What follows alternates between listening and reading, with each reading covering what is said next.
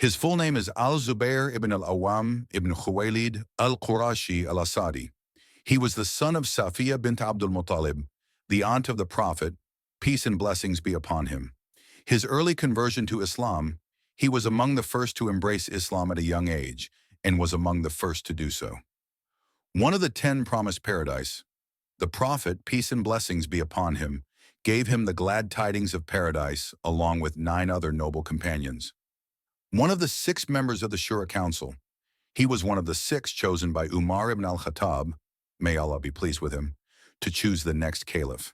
His title, he was called the disciple of the messenger, as the Prophet, peace and blessings be upon him, said about him, "Every prophet has a disciple, and my disciple is Al-Zubair," narrated by Al-Bukhari and Muslim.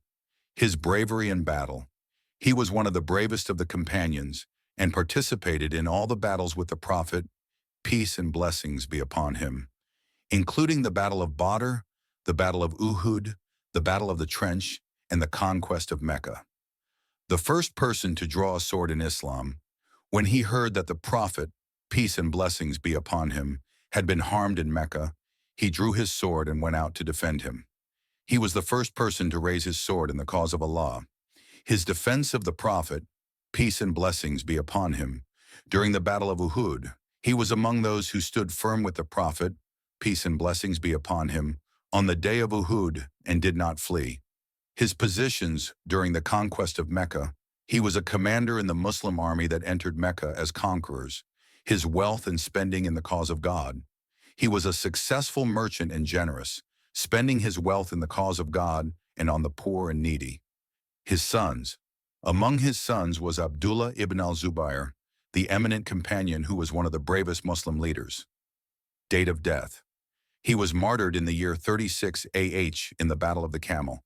After abandoning the fighting and withdrawing from the battle, he was treacherously killed by Amr ibn Jarmuz. Place of martyrdom. He was martyred in an area near Basra, Iraq. His vision of the Prophet in a dream.